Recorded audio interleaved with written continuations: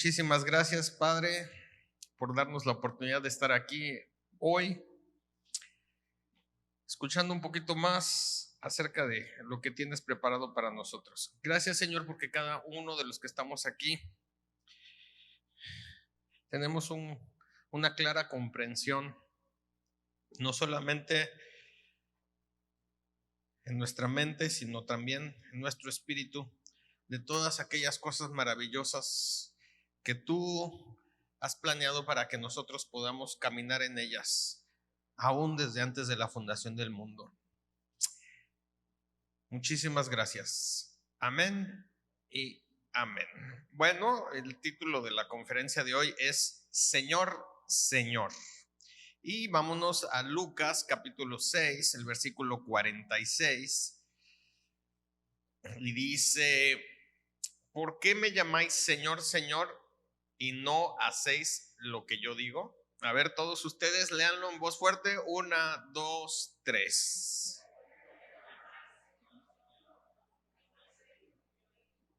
¿Sí? Entonces vamos a empezar, pues ahora sí que meditando un poquito en la palabra Señor, ¿sí? Y cuando le decimos a alguien Señor, pues estamos reconociendo un nivel de superioridad, ¿no? Ahora sí que ya sea que sea mayor en años, en madurez o en conocimiento o aún en un rango militar, ¿no? O de autoridad. Entonces, estamos dando un reconocimiento. Y cuando nosotros nos dirigimos específicamente con una persona y le decimos, oiga, señor, ¿sí? Pues estamos queriendo llamar la atención de ese individuo, de esa persona, ¿sí? Y a lo mejor le queremos decir algo, de informarle de algo que está pasando, o tenemos una petición, ¿sí? Como por ejemplo, vemos a una persona que no conocemos manejar sin luces, le podemos detener y decir, señor, sus luces están apagadas, enciéndalas para que no lo multen en la noche, ¿verdad? Entonces, o en el caso de los militares, ¿no? Cuando le dan una orden a un soldado, ¿cómo responde el que recibió la orden? Sí, señor. ¿Sí?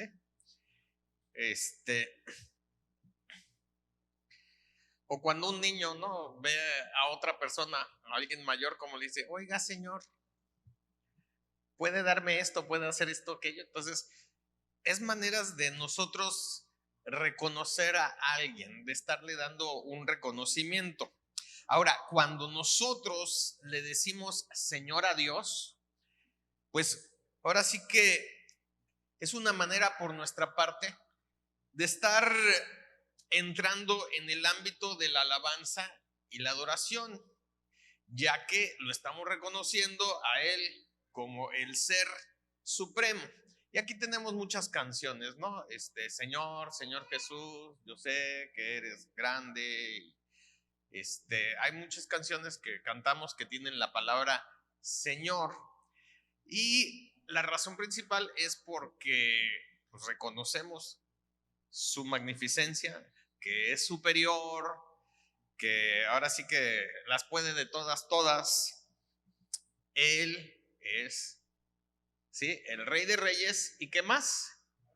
Señor de señores. Entonces, cuando usamos la palabra Señor, es algo que nosotros estamos haciendo para entrar ese nivel de alabanza y adoración delante de Dios. Bueno, entonces, ¿se acuerdan de esto, verdad? Esta breve definición que le dimos a la palabra Señor, porque luego le vamos a hacer el repaso. Bueno, ahora volteen con el vecino y ahora vamos a decir los desconocidos. Los desconocidos, o sea, no conocidos, ¿verdad? Y vámonos a Mateo capítulo 7, los versículos 22 y 23. Y comienza con esta frase, dice: muchos me dirán en aquel día, Señor, Señor, ¿no profetizamos en tu nombre? Y en tu nombre echamos fuera demonios, y en tu nombre hicimos muchos milagros. Y entonces les declararé: nunca os conocí, apartaos de mí, hacedores de maldad. Entonces Jesús aquí nos está mencionando el caso de personas que han profetizado, que han echado fuera los demonios, ya han hecho milagros, y todo esto lo han hecho en su nombre, ¿sí? Entonces imagínense qué contrariedad. Llegan delante de Jesús estas personas y le empiezan a decir: mira, esto es lo que he hecho, en tu nombre profeticé, en tu nombre eché fuera demonios, en tu nombre hice muchos milagros. ¿Tú qué pensarías de una persona que hace todo esto? ¿Sí? O sea, dices tú: oye, pues está bien conectado, ¿no? O sea, porque no lo hace nada más por sus fuerzas, sino en el nombre de Jesús, ¿sí? Profetiza, o sea, te dice algo y le atina. En el nombre de Jesús, echa fuera demonios. Yo sé que a muchos creyentes esto de echar fuera demonios los pone nerviosos, porque pues Hollywood se ha encargado de darnos una idea, ¿no? De que lo echas fuera y no sea que se te vaya a pasar como si fuera la roña, ¿sí? Y se ponen nerviosos: no me vaya a pegar, no me vaya a golpear, no me vaya a aventar una piedra o me vaya a ensangrentar. O sea, y pues no, pues quédate con la persona y estás bien, ¿sí? Y estas personas en el nombre de Jesús sacaban demonios, y luego no solamente eso, hacían milagros. Y la verdad, yo creo que una de las razones por la cual muchos de nosotros, yo me incluyo, comenzamos a venir aquí es porque necesitábamos un milagro. Y cuando te encuentras a alguien que hace milagros en el nombre de Jesús, oye, ¿no? Decías: wow. Sin embargo, Jesús mismo le empieza a decir: ¿sabes qué? Yo a ti nunca te conocí. Apártate de mí, hacedor de maldad. O sea, como que no cuadra. O sea, si todas estas cosas aparentemente son buenas, ¿cómo es posible que Jesús se digne o le diga a estas personas: no te conozco y apártate de mí porque haces cosas malas? Entonces, estas personas son desconocidas. Dile al que está al lado: son desconocidas. Ya apuntaron ahí, ya se lo guardaron. Entonces ya vimos que es Señor, Señor, y ya vimos acerca de los desconocidos. Ahora vámonos con la historia de Babel. ¿Sí se acuerdan de Babel? Que está en Babilonia, de ahí salió el nombre. Sí, el que se llama Irak hoy en día. ¿Sí se acuerdan de esa historia más o menos? ¿Sí? Bueno, en caso de que no, vámonos a Génesis 11, versículos 1 al 9. Y dice: tenía entonces la tierra una sola lengua y unas mismas palabras. Y aconteció que cuando salieron de oriente, hallaron una llanura en la tierra de Sinar y se establecieron allí.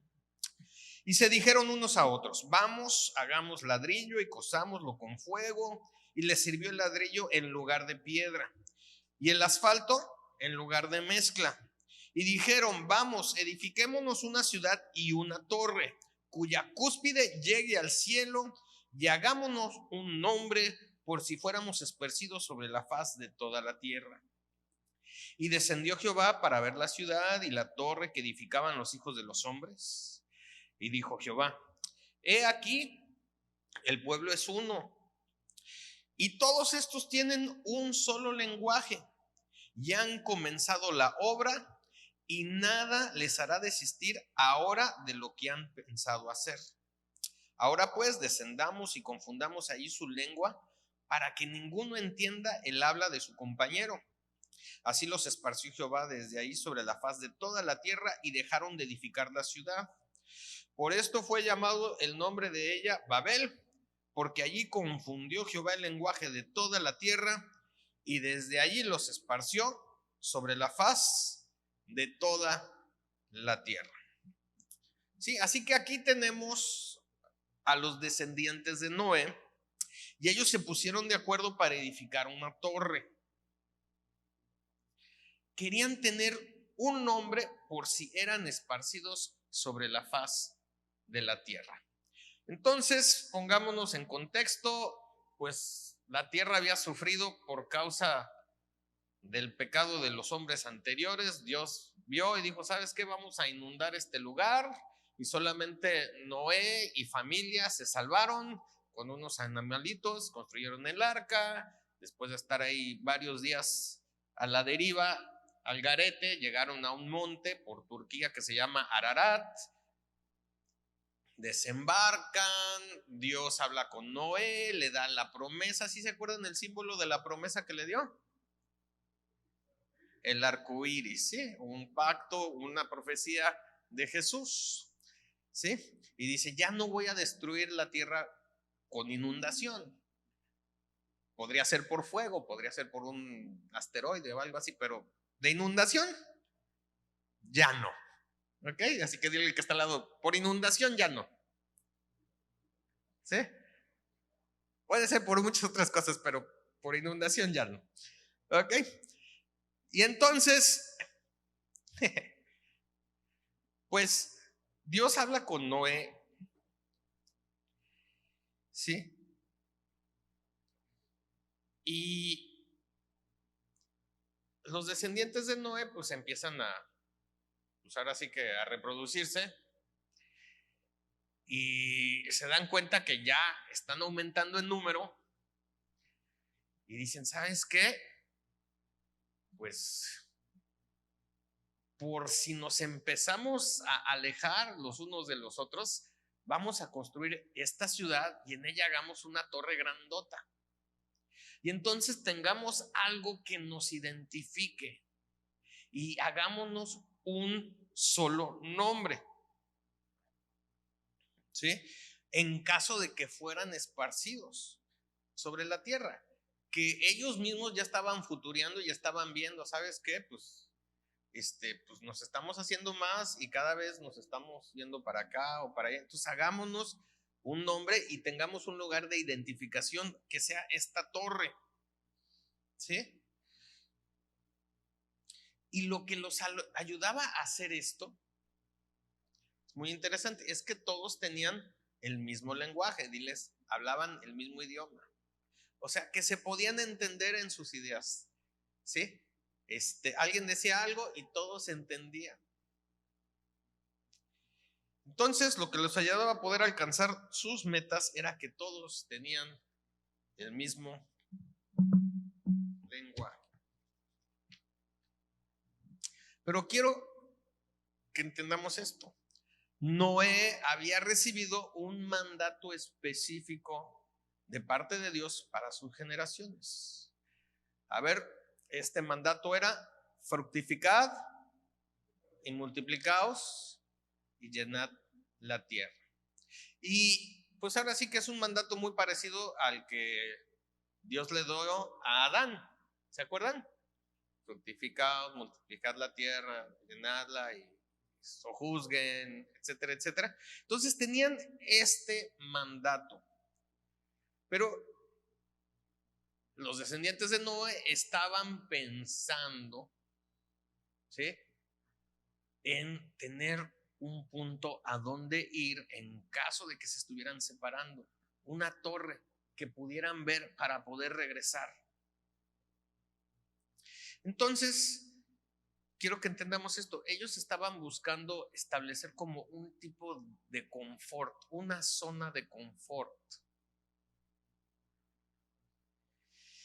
Y entendamos esto, que cuando nosotros buscamos establecernos en una zona de confort, a la larga terminamos con confusión.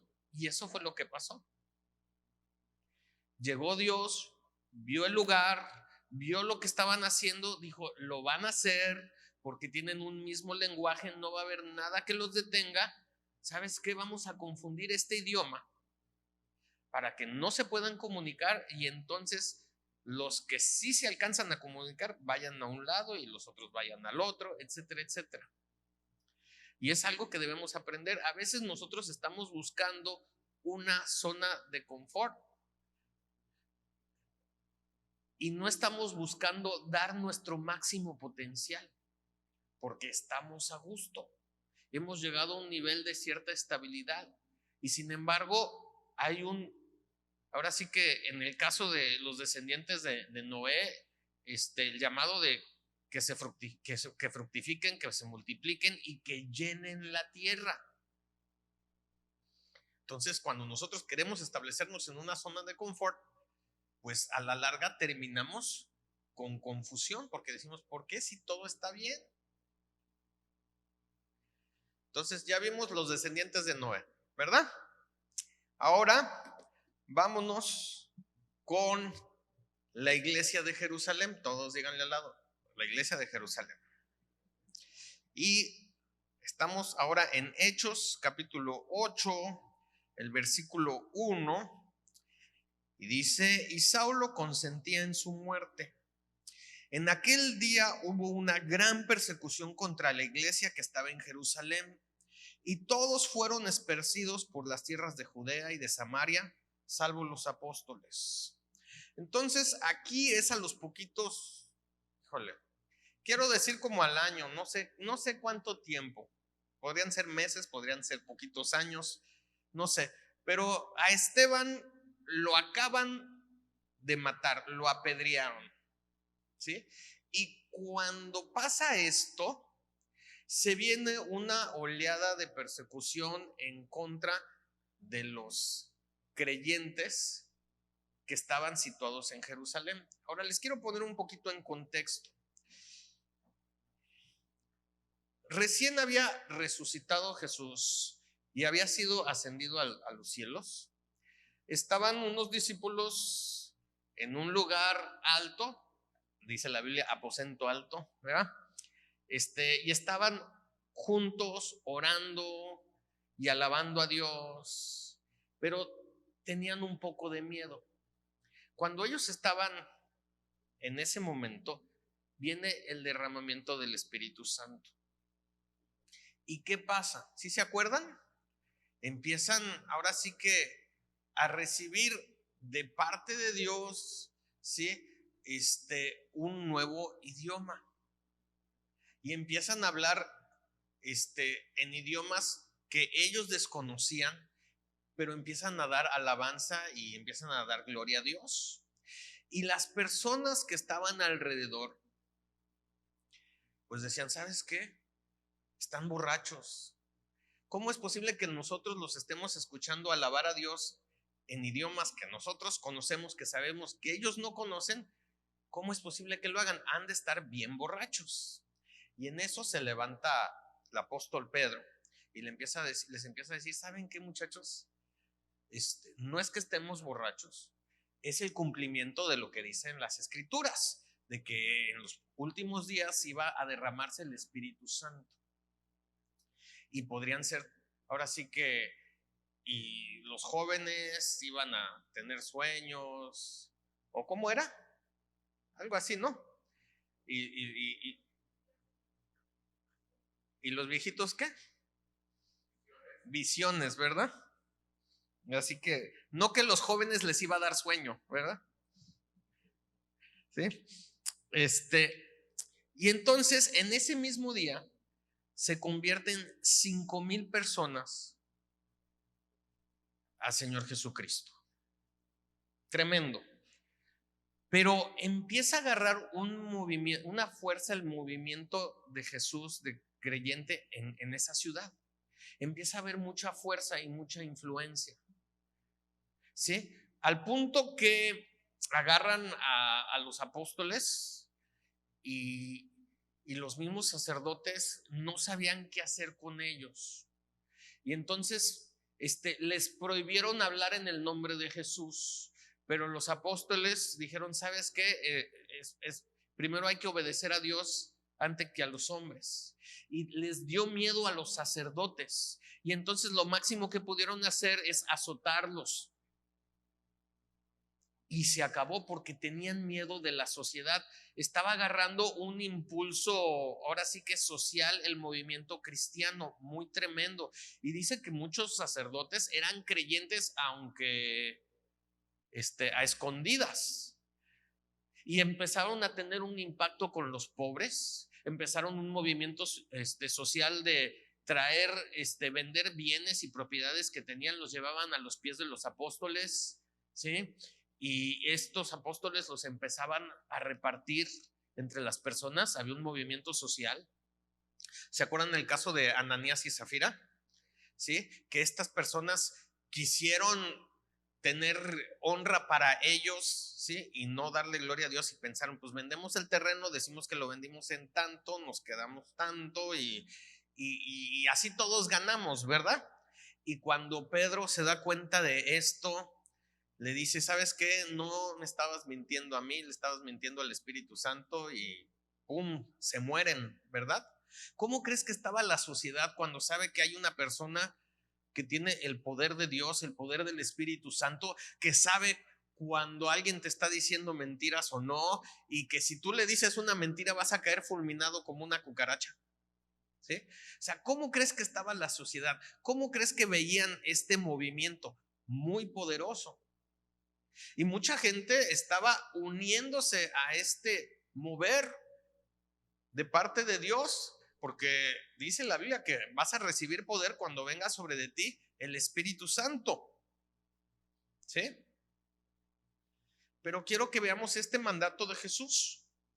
¿Sí? Dice, Jesús les había dado un mandato de que se quedaran en Jerusalén hasta el derramamiento del Espíritu Santo, y después que fuesen testigos, ¿sí? En Judea, en Samaria y hasta lo último de la tierra. Dile, ¿me serás testigo? Al que está al lado, ¿me serás testigo? En Jerusalén, en Judea, en Samaria y hasta lo último de la tierra. Entonces, sí hubo un mandato específico de Jesús a los primeros creyentes. Les dijo, quédense en Jerusalén hasta que venga el Espíritu Santo. Y una vez que desciende el Espíritu Santo, y se van a dar cuenta porque van a moverse en cosas maravillosas, ¿sí? Van a poder ser testigos de mí en Jerusalén, en Judea, en Samaria y hasta lo último de la tierra. Pero ¿qué había pasado con esta iglesia en Jerusalén? Estaban muy a gustos en Jerusalén. Eran una fuerza, estaban tomando fuerza política, estaban tomando fuerza social en Jerusalén. Estaba volviéndose un movimiento muy fuerte. ¿Y qué tuvo que pasar? Pues Dios levantó a Esteban, un hombre poderoso, era un diácono en esa iglesia y estaba encargado de repartir ahora sí que lo que estaban dándole a los apóstoles. Él estaba encargado de atender las mesas, ¿sí? Y se estaba empezando a levantar un murmullo, ¿sí? Dentro de la iglesia, de que a las viudas judías no las atendían tan bien. Pero Esteban era un hombre lleno de sabiduría de Dios. Y esta sabiduría de Dios, algunas personas malas no la pudieron soportar y dijeron, está diciendo blasfemias, y lo apedrearon. Y de ahí empezó la persecución a la iglesia en Jerusalén. Y esto los llevó a salir de las cuatro paredes, ¿sí? Y fueron a lugares como, pues ahora sí que Antioquía, después se convirtió en la base de operaciones del apóstol Pablo. Entonces, se necesitó de una persecución para sacar a los creyentes de Jerusalén. Dile al que está al lado. Se necesitó de una persecución para sacar a los creyentes. Díselo.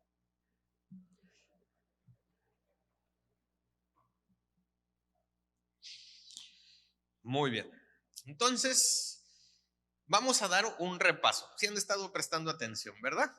¿Sí? Entonces, repaso. La palabra Señor, ¿qué es? ¿Para qué sirve? Para llamar la atención. ¿Perdón? Mostrar respeto. ¿Sí? Es, sí, una manera de nosotros querernos adentrar en el ámbito de alabar y adorar a Dios. Entonces, la palabra Señor es un reconocimiento de superioridad, ¿sí? La utilizamos en específico hacia una persona para llamar su atención sobre una petición o una situación, ¿sí? Ok. Lo segundo, ¿se acuerdan quién era lo segundo que vimos? No. No. Los desconocidos. ¿Ya ves? ¿Sí? Entonces, algunas personas van a ser desconocidas por Dios a pesar de profetizar, echar fuera demonios y hasta hacer milagros. Nuevamente, dile, algunas personas van a ser desconocidas, díselo, porque así dice la Biblia. ¿Sí? Ok, ahora sí, la que sigue, ¿cuál era? Babel, los descendientes de Noé, ¿verdad? Ellos fueron esparcidos por toda la tierra cuando no se pudieron poner de acuerdo en el idioma para construir su torre. ¿Sí? Ellos querían establecer una base de confort, pero establecer esta base de confort a la larga trajo ¿qué? Confusión. ¿Sí? Y la última que vimos, ¿cuál era? La iglesia de Jerusalén. ¿Ok? La iglesia de Jerusalén tuvo que pasar por una persecución para poder así extender el evangelio del rey. ¿Sí? Ya habían hecho su club social ahí, muy padre, muy a gusto, pero tuvieron que pasar la persecución para que puedan salir y extender el reino. La pregunta, ¿qué tienen en común las personas desconocidas por Dios, los descendientes de Noé en Babel y la iglesia en Jerusalén? ¿Se expandieron? ¿Los desconocidos por Dios se expandieron? ¿No?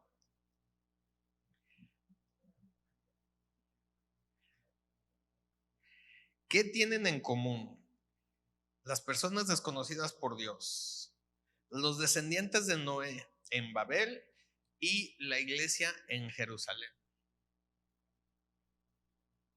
Cri, cri, cri, cri. Ok. La respuesta es que habían escuchado, pero no hicieron. ¿Sí? Dile al que está al lado, habían escuchado, pero no hicieron. Habían escuchado, pero no hicieron.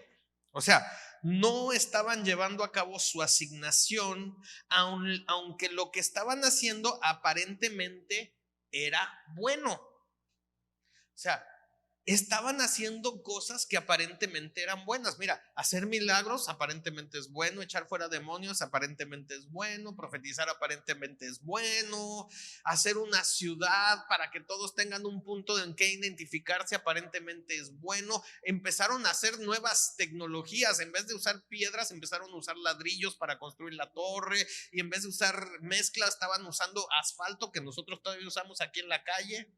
¿Sí? O sea, estaban usando cosas aparentemente buenas, ¿sí? La iglesia en Jerusalén, oye, pues estaba moviéndose el poder de Dios con fuerza, ya eran una fuerza política, una fuerza social, estaban entrando a los niveles de alta influencia, ¿sí? Estaban transformando la economía, estaban haciendo muchos cambios buenos, pero no estaban llevando a cabo su asignación. Entonces, vámonos al primer versículo que leímos, Lucas 6:46. Dice: ¿por qué me llamáis Señor, Señor, y no hacéis lo que yo digo? Todos otra vez, 1, 2, 3.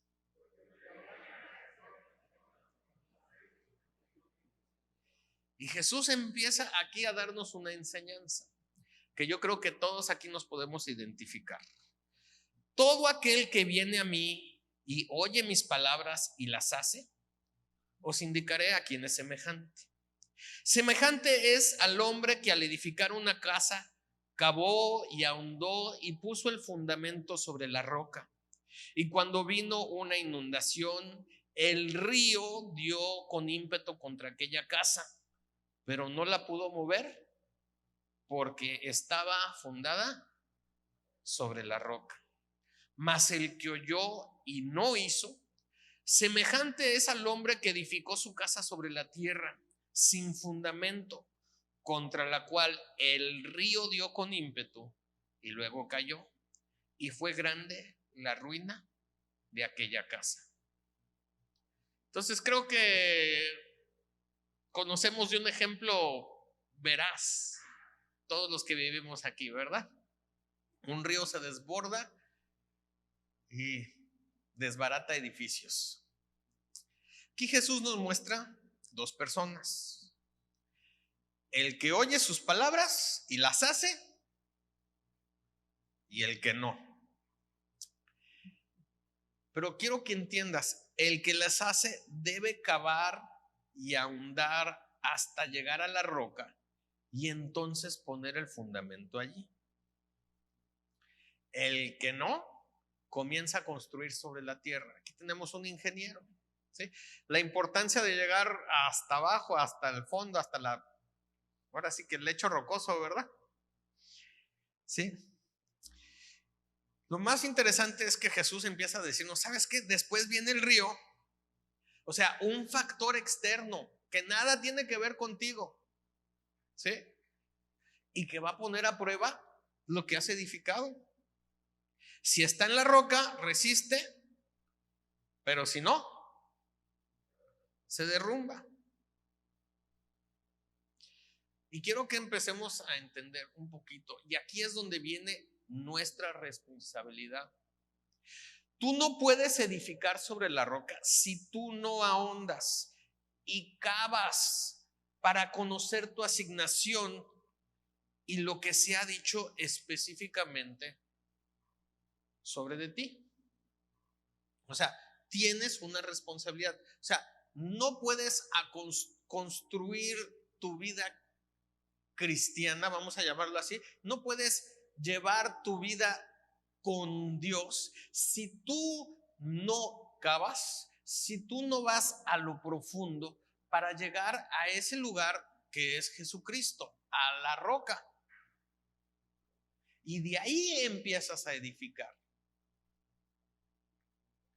Si tú dices, pues vengo a la iglesia y pues, todas las iglesias son iguales, o pues Diosito pues, conoce mi corazón y Él sabe lo que yo quiero, pues, o vemos a Dios como una especie de Santa Claus para que nos cumpla los milagros, ¿sí?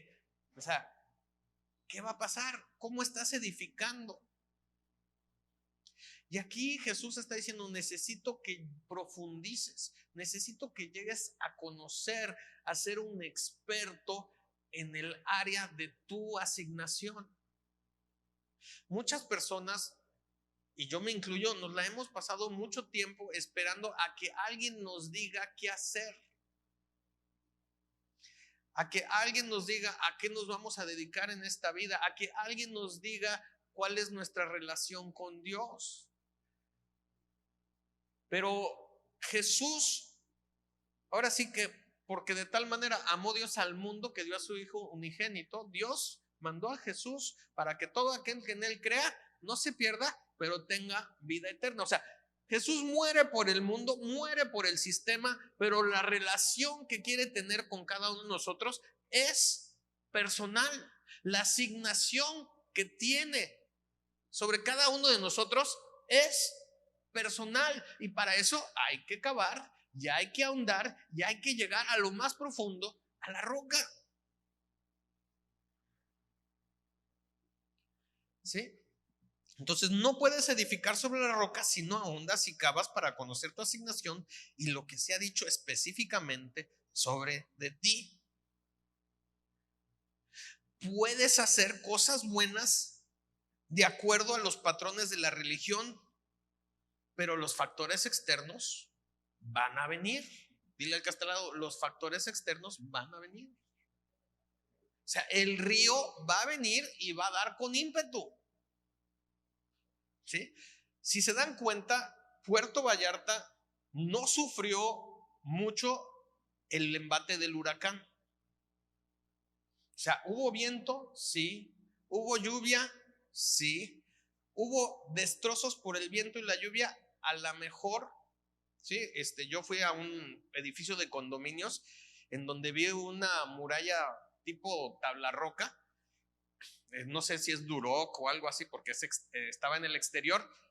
Era como de 7 u 8 metros de altura y estaba completamente derribada, y me platicaron que fue los vientos del huracán. ¿Sí? Pero en realidad, ¿qué fue lo que produjo mayores daños en el centro de Puerto Vallarta? ¿Sí? Fue el río Cuale, que se desbordó, el río Pitillal, que se desbordó. ¿Y dónde llovió? Muy lejos de aquí. Sí, yo me puse ahí en Google Maps a seguir el cauce del río Cuale, a ver hasta dónde llegaba, y pues llega a un pueblito que se llama Cuale, que está en medio del cerro ahí, unas poquitas casitas, unos techos de lámina y todo eso, y ahí fue donde de veras llovió, en el cerro, y toda esa agua vino y puso a prueba edificios. Aquí unos resistieron, otros no. Van a venir factores externos contra tu vida que nada tiene que ver, que tú aparentemente no has hecho absolutamente nada para merecer esta prueba. Pero en realidad, ¿qué es lo que Dios está queriendo decirte? Necesito que oigas y que hagas lo que yo te he dicho. No quiero que hagas cosas aparentemente buenas, que sean de acuerdo a patrones de conducta o patrones de religión o nuestros estándares de santidad que hemos preconcebido, sino que está diciendo: necesito que caves y que ahondes y llegues a esa roca que soy yo, y que tengas ese fundamento que soy yo, Jesús. El conocer nuestra asignación es un proceso de 3 etapas para nosotros. Dile que está al lado, es un proceso de 3 etapas. Entonces, la primera es oír. ¿Se acuerdan? Dice: Señor, Señor, y no haces lo que yo digo. ¿Sí?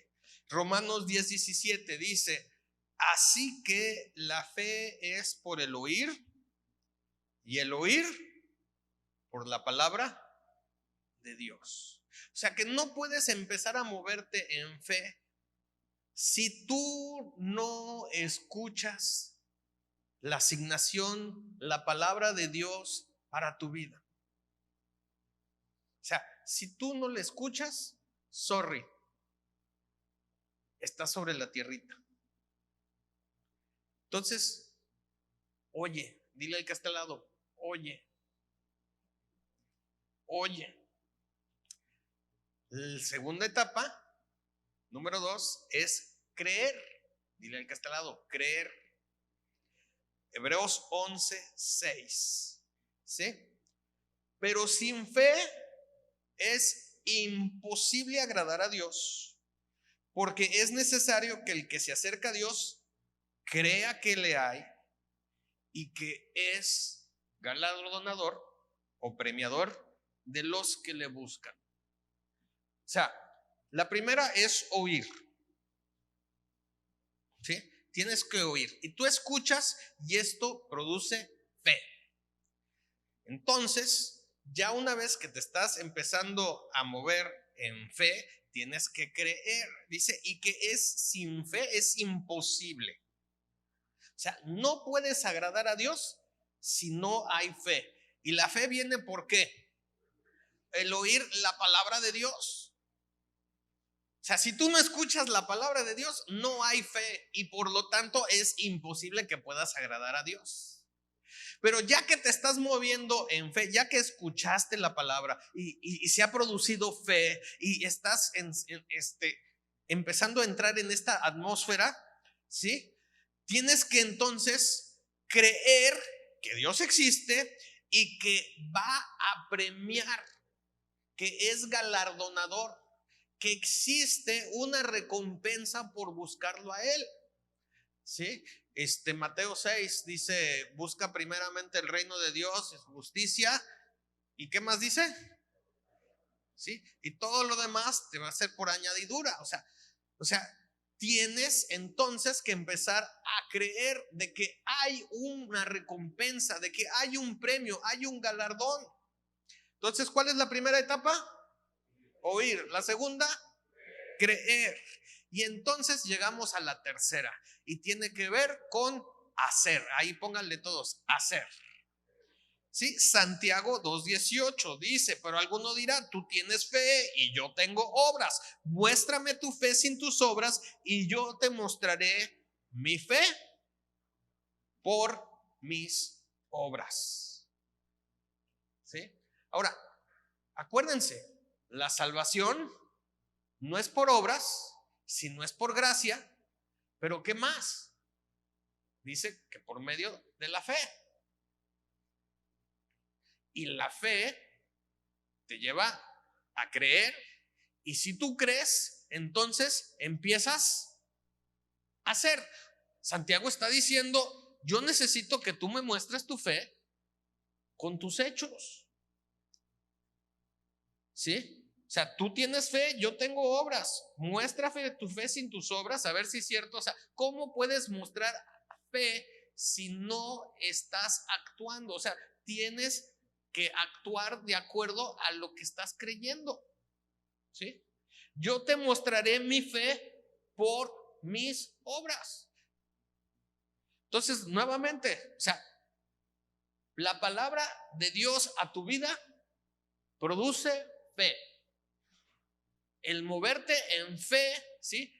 Entonces tienes que creer que Dios te va a recompensar. Y cuando tú crees que Dios te va a recompensar, ahora sí que dile al que está al lado, ¿qué esperas, plancha? Que no te calientas. Tienes que hacer.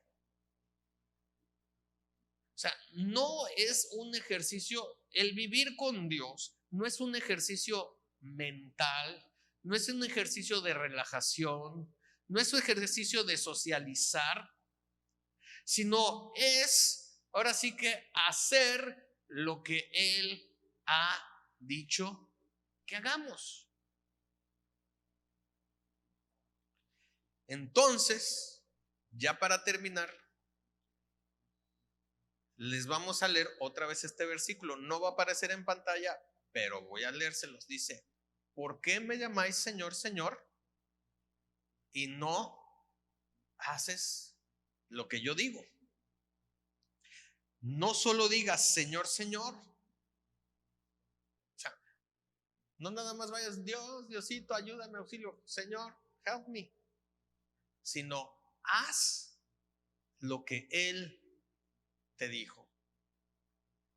Dile al que está al lado, haz lo que Él te dijo. Y si tú no sabes, entonces, como dijo, aquí esta parábola tienes que cavar y ahondar. Porque tienes que fundamentarte sobre la roca. No es alguien que lo va a hacer por ti. Es como comer. Por más que uno te quiera, no puede comer por ti. La alimentación la tienes que hacer de manera individual. Y Jesús murió por ti porque tiene algo, una asignación especial para ti. No digas Señor, Señor, haz lo que Él te dijo.